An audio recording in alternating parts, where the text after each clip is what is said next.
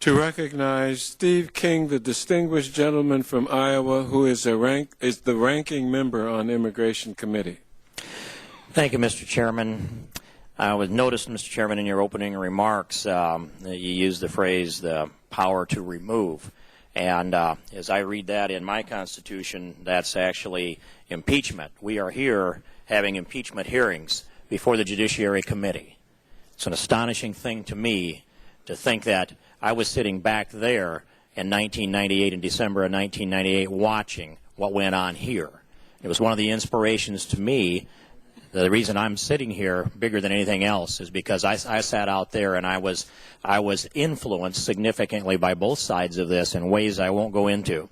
But this is impeachment hearings. And however whether it's called the power to remove, these are impeachment hearings before the United States Congress. I never imagined I would ever be sitting on this side when something like this happened. And as I watched the Bush administration in every day of these 7.5 years, I didn't see anything along the way that would have indicated to me by an objective judgment that we'd be sitting here with these impeachment hearings today. But here's what I'll tell you is going on. We have had this parade of 45 separate public hearings, as the chairman said in his opening statement. 45 of them, among them, the chief of staff for the Vice President of the United States, David Addington, the successor of Scooter Libby, I might add. And I would point out that it's pretty rare if you can find anybody out in the crowd that can actually say what it is that Scooter Libby actually did. Along the list, Doug Feith, Attorney General John Ashcroft just last week, Scott McClellan. Forever, the press secretary of the President of the United States will be looked at skeptically and probably be locked out of the inner sanctum of what goes on in the White House because Scott McClellan came here and testified. And even though there wasn't any new information there, he gave his view on what the president should have done 3 years after the fact. And Joe Wilson, referenced by the gentleman from Florida, Ambassador Joe Wilson, before this witness, whose integrity demonstrated before this witness was the least impressive of any that I have seen before this committee in 6 years. And in fact, Joe Wilson's report before the CIA, which is now a public document, says, and he testified sitting right where Mr. Kucinich is right now, he testified before this committee and before the world that he had been debriefed within 2 hours of his return from 2 weeks in Niger by 2 CIA agents, and those CIA agents then had debriefed him in his home. That report, I think he thought, was going to remain secret in perpetuity. But in fact, that report is a public document. I will make that report available today, and in that document it says that he met with former Prime Minister of Niger, Mayaki. Mayaki had met with Iraqi representatives, 4 of them, who were seeking expanded commercial relations in Niger, and the only thing that Niger has to sell is yellow cake uranium. And Mayaki said that's what the conversation was about.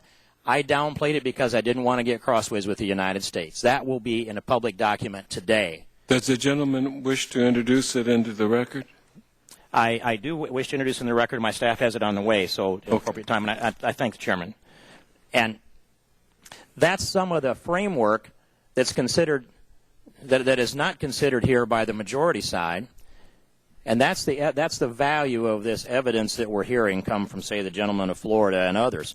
And so I would point out that the 16 words, by the way, supported by the CIA report of Ambassador Wilson's, the President's 16 words in his State of the Union address on January 28, 2003, were supported by the CIA report from Ambassador Joe Wilson. Weapons of mass destruction, every intelligence agency in the world that I know of, including the Israelis, including Western Europe, all agreed with the same thing. Those don't become lies. That's the best intelligence that we had. So we're here. Impeachment hearings before the United States Congress. I'm just going to quote quickly the chair and the chairman of the Constitution Subcommittee. I'm not going to tell you which said what. Here's one from the impeachment hearings. You can figure it out on your own. I think you'll know. 1998 impeachment hearings. Quote, "We are using the most powerful institutional tool available to this body, impeachment, in a highly partisan manner. Impeachment was designed to rid this nation of traitors and tyrants," close quote, presumably not something else. And here's another quote from a different chair. It's an enormous responsibility and an extraordinary power. It's not one that should be exercised lightly. It certainly is not one which should be exercised in a manner which is or would be perceived to be unfair or partisan, close quote. I close my statement, and I look forward to hearing and watching this unfold. Mr. Chairman, I yield back. I thank the gentleman and would remind him that we're gathered here today, this morning, on a hearing on the executive power and its constitutional limitations. To the regret of many, this is not an impeachment hearing. To have an impeachment hearing, the House of Representatives has to vote to authorize that a committee begin an inquiry, and that has not taken place yet.